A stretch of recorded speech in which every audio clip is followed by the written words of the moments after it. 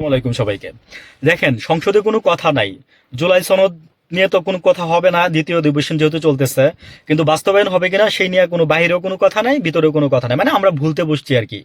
Rummy sir বিচারের রায় ফাঁসির রায় মানে দিচ্ছে, আমরা ঠান্ডা হয়ে গেছি।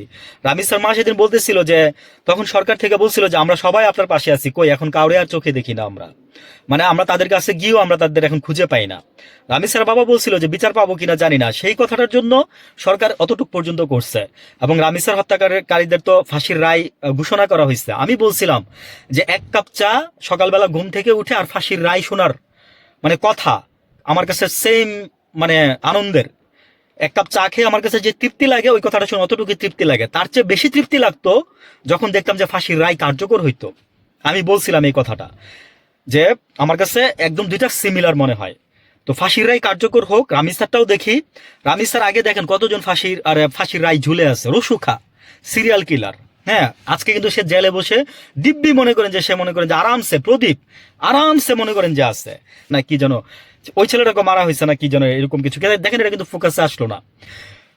ওই যে বললাম যে রামিসার ঘটনাটা ঢাকা কেন্দ্রিক, তারপরে হচ্ছে যে ওই ওই এলাকার মানে মিরপুরের মানুষ ভাই এমনিও জঙ্গল। আমি মানে উইথ ডিউ রেসপেক্ট, ভালো সেন্সে কথাটা ইউজ করলাম। এক মন্ত্রী বলছিল যে তারেক রহমান সাহেব শ্যামলি দেখতে গেছে, বুঝছেন? এই হলো মন্ত্রী। মানে রামিসা কই মারা গেছে, কই ওর বাসা এটাও জানে না, মানে বলতেছে যে ইয়াতে দেখতে গেছে, শ্যামলি রিং রোডে দেখতে গেছে। মানে হাসি পায় আর কি, বুঝছেন না? আপনারা মন্ত্রী হইছেন, মানে আপনারা কি নিয়ে আছেন আমি সেটাই বুঝি না মাঝে মাঝে। থাকবেন তো আপনি আমাদের নিয়ে, আমাদের প্রবলেম নিয়ে, আমাদের প্রবলেম থাকবে আপনাদের মাথার মধ্যে। নাকি আপনারা আখের গুছান, নাকি ওই যে কোন ব্যাংক থেকে কোন ব্যাংকে টাকা সরাইবেন, কেমনে আবার জালিয়াতি করবেন, মানে এইগুলা নিয়ে থাকেন। আমার মাঝে মাঝে তাই মনে হয়, কোন হসপিটালটা বন্ধ করে দিবেন, কোন হসপিটাল থেকে মনে করেন যে এই হবে, মানে বিচার বিবেচনা করছেন? এই যে 8 দিন হসপিটালটা বন্ধ করে দিচ্ছেন বা দিচ্ছেন, এখানে যে কতগুলো পেশেন্ট আছে ওদের কথা চিন্তা করছেন? আগে ওদের ব্যবস্থা করছেন? সরকার, আমি আপনাকে বলি, ন্যায্য কথা বলতেছি, কারোর পক্ষ নিয়ে কথা বলতেছি না।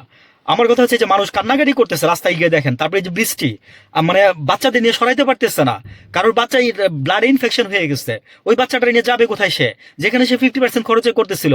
আমার কথা হচ্ছে 15 দিন টাইম দিতেন, 1 মাস টাইম দিচ্ছেন আপিল করার জন্য। ওই আপিল করা পর্যন্ত সরকার মানে চালাইতে দিতেন সেই হসপিটালগুলোরে, দিবেন না। অথচ এদিক দিয়ে মনে করেন যে 600 বাচ্চা মারা গেছে হামের, আপনারা কি করতে পারতেছেন? মানে কি করতে পারতেছেন? কিছু করতে পারছেন? আমি বলছিলাম যে আমাদের সুযোগ সুবিধা কমাই দিয়ে এই হামের বাচ্চাদের জন্য কিছু করেন। আপনারা কি এতটাই পারলেন না? এক ফটোগ্রাফার তার মানে চাকরি করতো, তার ফটোর মানে জাস্ট মানে ক্যামেরাটা বিক্রি করে, মানে এই যে আইসিইউর নল, মানে অক্সিজেন দিবে, সেই নলটা কিনে আনলেন, যে বাচ্চাটা মারা গেছে। বুঝছেন? এখন আমরা কই আছি? অ্যাম্বুলেন্স দিয়ে বাচ্চাটাকে বাড়িতে নিয়ে যাবে, সেই অ্যাম্বুলেন্সটাও সে পায় না ওই হসপিটাল থেকে। ভালো থাকবেন।